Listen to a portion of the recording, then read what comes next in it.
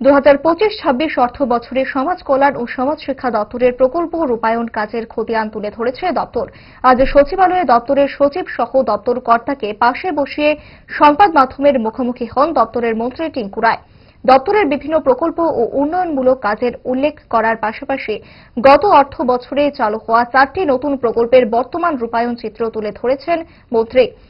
তথ্য তুলে ধরে জানিয়েছেন, মুখ্যমন্ত্রী বালিকা সমৃদ্ধি যোজনায় শুধুমাত্র অন্তর্দয় পরিবারের জন্য 50,000 টাকা আর্থিক অনুদান প্রকল্পে এখনো পর্যন্ত সুবিধা প্রাপ্তি ঘটেছে 105 জনের। মুখ্যমন্ত্রী কন্যা বিবাহ যোজনায় 50,000 টাকা স্থায়ী আর্থিক আমানত অনুদান প্রকল্পে এখনো পর্যন্ত সুবিধা পেয়েছেন 45 জন।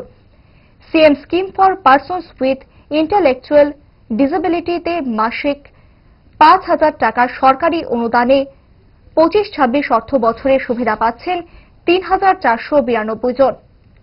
মন্ত্রী তথ্য দিয়ে জানান, রাজ্যে বর্তমানে দপ্তরের দিব্যাঙ্গ ভাতার আওতায় রয়েছেন 2,027 জন। এই প্রকল্পের সুবিধাভোগীদের মাসিক 2,000 টাকার সামাজিক ভাতা দেওয়া হচ্ছে।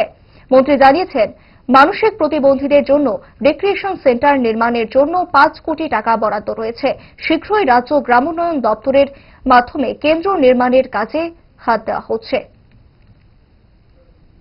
আমরা 4টা বিষয় গত বাজেটে আমরা রেখেছিলাম। খুব গুরুত্বপূর্ণ বিষয় ছিল 4টা। একটা হচ্ছে আমাদের রাজ্যে বালিকা বিবাহ রোধ করা, যেন কম করা যায় বালিকা বিবাহ। আপনারা জানেন এটা একটা বড় সংখ্যা ছিল, তো সেটাকে কম করতে গিয়ে একটা মুখ্যমন্ত্রী কন্যা বিবাহ যোজনা আমরা সে বাজেটে রেখেছিলাম এবং সেটা গত বছর রাখা হয়েছে। কিন্তু আমরা যদি দেখি ওই বছর মাঝামাঝিতে সেটা আমরা শুরু করেছি এবং শুরু হওয়ার পর ইতিমধ্যে আমরা প্রায় 25-26 অর্থ বছরে 45 জনকে সেই সুবিধাটা দিতে পেরেছি।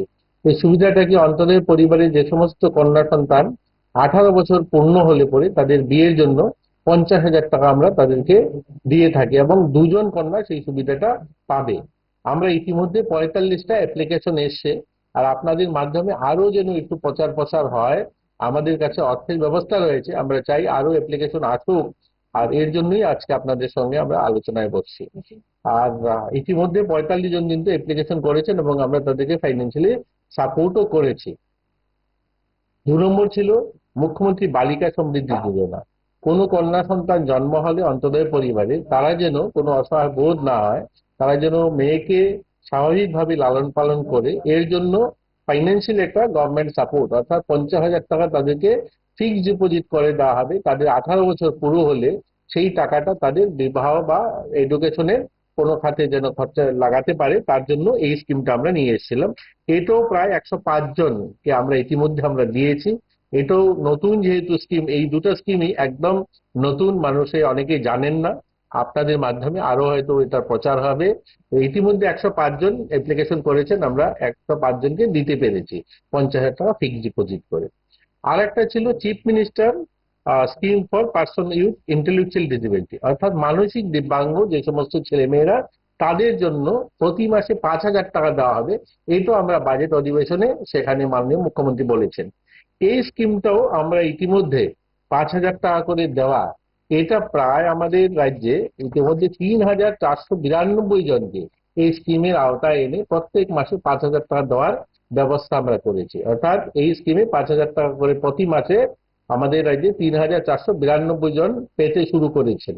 क्या आपके पास पुराना गोल्ड ज्वेलरी है जो अब आप पहनते नहीं? तो अब समय है उसे नई पहचान देने का। स्वर्ण कमल ज्वेलर्स में लीजिए ओल्ड गोल्ड एक्सचेंज का फायदा। अपना पुराना सोना लाइए और बदलिए उसे नए हॉलमार्क्ड गोल्ड या डायमंड ज्वेलरी में। 100% transparent purity testing, current market rate के हिसाब से बेस्ट वैल्यूएशन और पूरा भरोसा। आज ही विजिट कीजिए स्वर्ण कमल ज्वेलर्स। पुराना सोना, नई खुशियाँ।